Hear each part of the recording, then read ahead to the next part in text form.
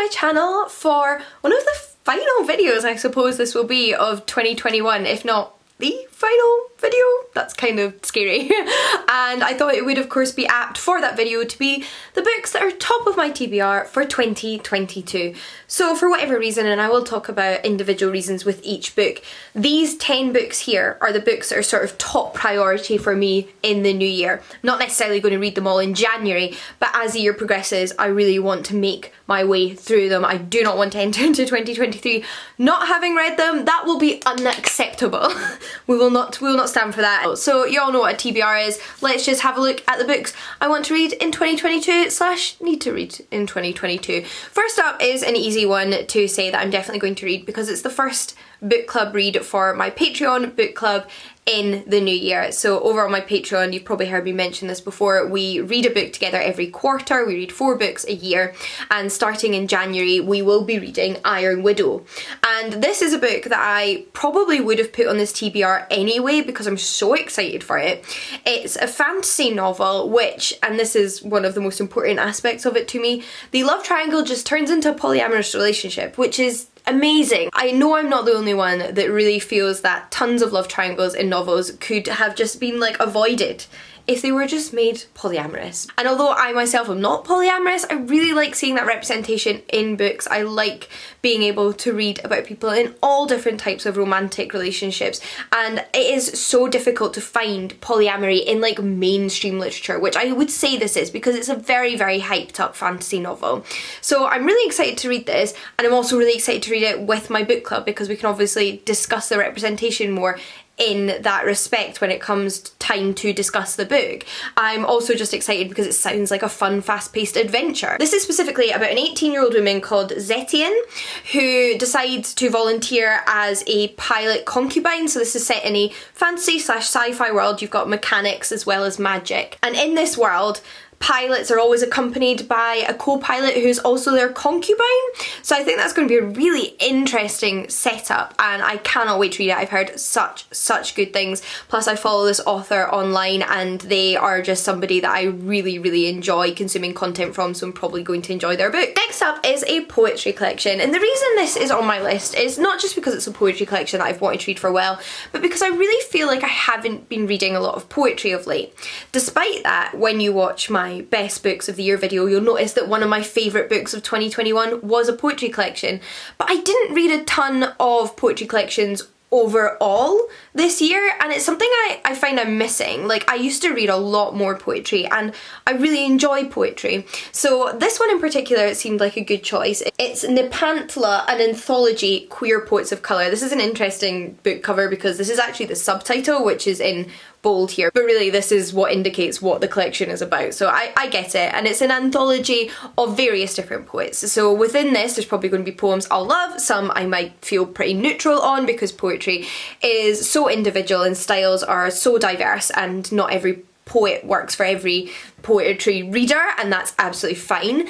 But from friends who have read this entire collection, I have faith that I'm going to love a lot of it. My friend Jen in particular adores this collection, and I really trust her to know my taste in poetry, and I'm hoping that it might also then, you know, sort of indicate to me some new poets to check out and continue on with my discovery of new and beloved poets in the new year. Plus I love poetry that deals with wider political issues, which I'm thinking will be covered in some of these poems. Another genre I feel like I've not been reading as much of, and I think that is generally because I am at a point in my life where I'm coming to the end of my PhD. It's been quite stressful completing my PhD. It's not quite completed, but you know, should be in the next few months, and from what I understand it's pretty common for people to kind of grow a deep and ingrained hatred of their work by the end of their PhD, which is kind of me. And one of the things I think that has impacted is my reading of non-fiction. I don't think I've been reading as much non-fiction because of you know, the place I'm at in my like academic career and all of the energy I'm putting into that.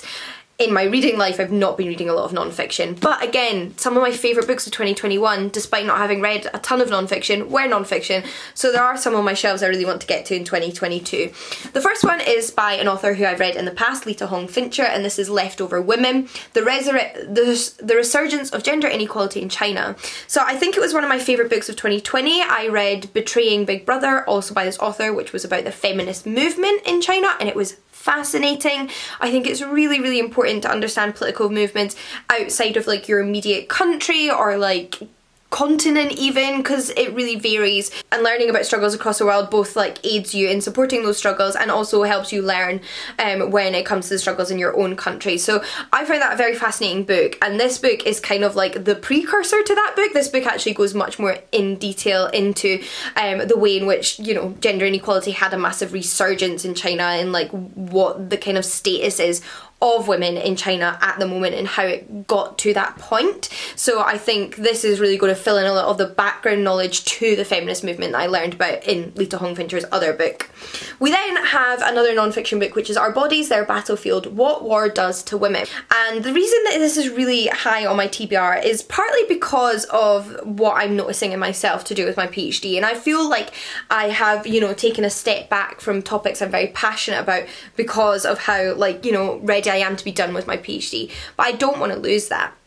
And one of the topics I've explored as part of my PhD is like sexual violence in wartime in antiquity.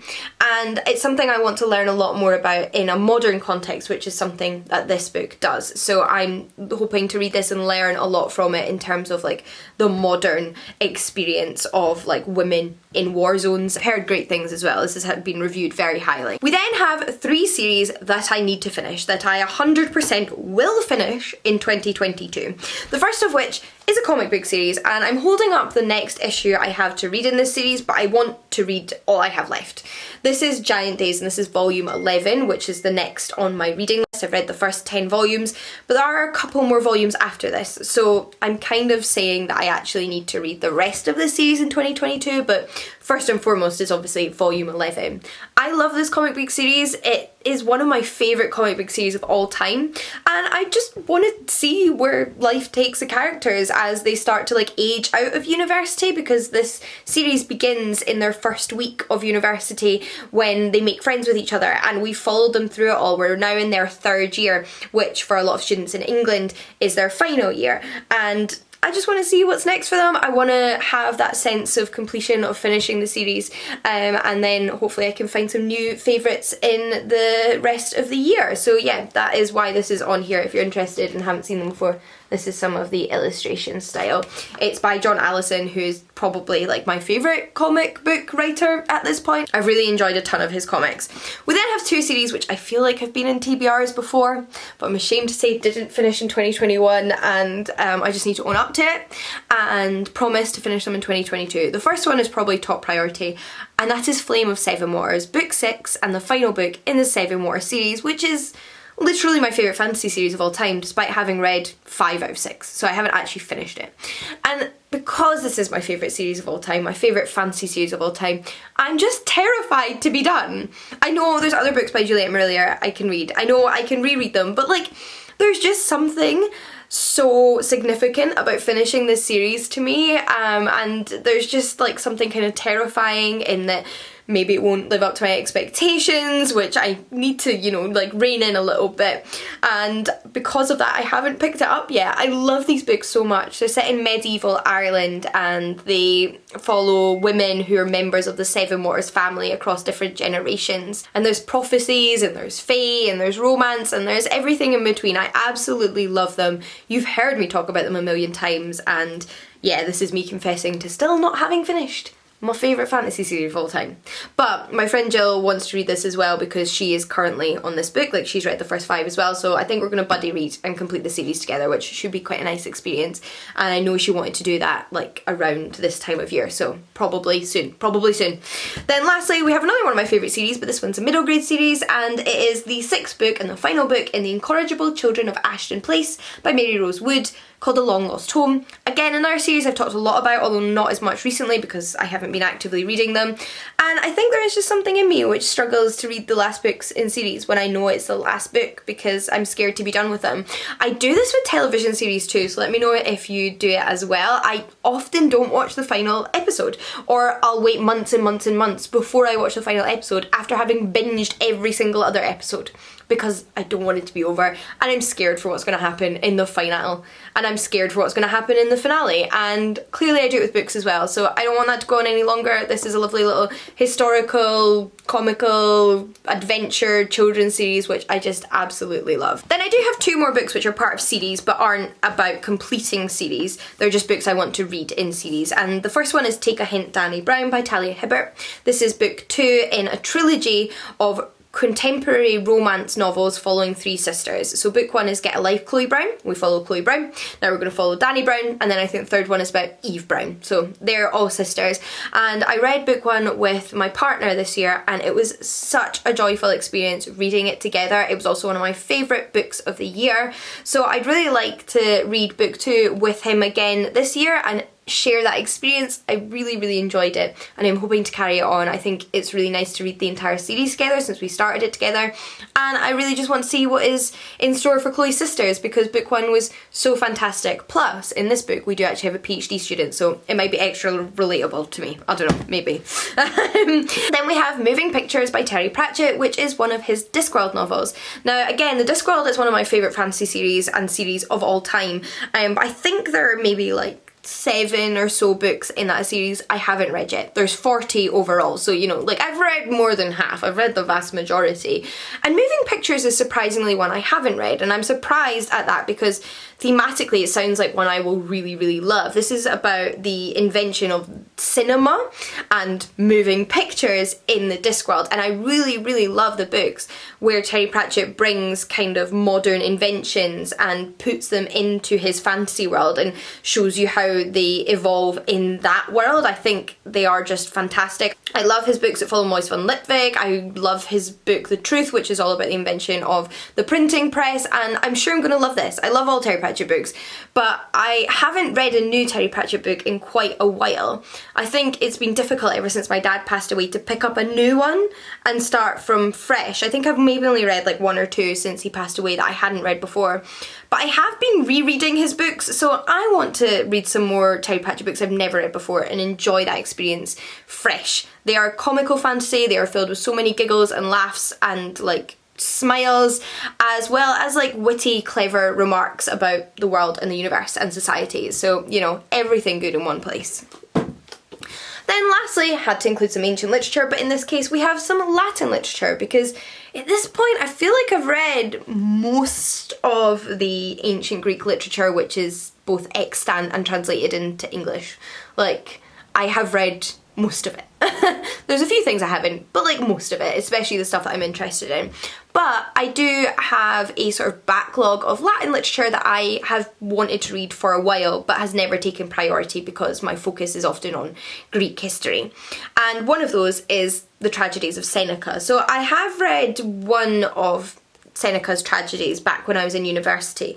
This is a collection here of 6 tragedies translated by Emily Wilson, who is the same translator that translated my favourite edition of the Odyssey by Homer, although again this is Latin, that was Greek. And I would really just like to complete this collection and read all 6 of them and, you know, just be better acquainted with Seneca's tragic work in general. I'm also working on a video where I recommend places to start with Latin literature, and although I have a ton of recommendations already, I want to make sure I'm not missing anything, and I think for certain that Seneca's tragedies should be in there, so I want to be more familiar with them before I recommend them and talk more in depth about them. So yeah, that's kind of why that's on there. And that brings me to the end of this video. Those are the 10 top priority books I need to read in 2022. So fingers crossed. I mean, really the responsibility is entirely mine. This has nothing to do with luck. But you know, I have faith. I am excited to read all of these. I have good reasons for reading all of these, and I can't wait to talk more about all of these in the new year. So let me know if you've read any of them and what you thought of them, and let me know if there's any books that you really need to or really want to get to in the new year. Until next time though, happy reading, and I'll see you all again in the next one. Bye everyone.